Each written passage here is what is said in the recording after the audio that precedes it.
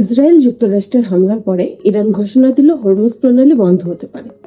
যদি হরমুজ বন্ধ হয় তাহলে বিশ্বজুড়ে তেলের দাম হবে আকাশ ছোঁয়া এবং আপনার জীবনেও পড়তে পারে এর প্রভাব।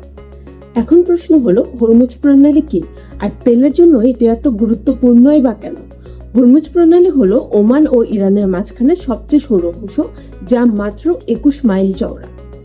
তেলের জন্য এটা এত গুরুত্বপূর্ণ কারণ বিশ্বের মোট তেলের ব্যবহারের প্রায় 1/5 প্রতিদিন এই পথ দিয়েই যায়।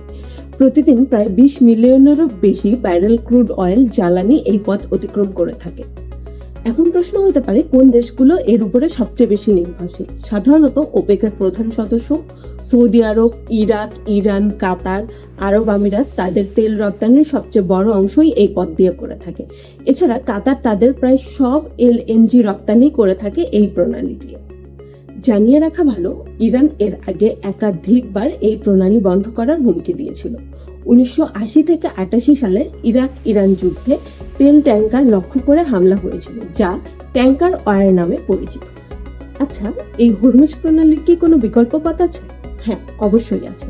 সৌদি আরব এবং আরব আমিরাত কিছু পাইপলাইন ব্যবহার করে তেল রপ্তানি করতে পারে, কিন্তু এর সক্ষমতা খুবই সীমিত, মাত্র 2.6 মিলিয়ন ব্যারেল।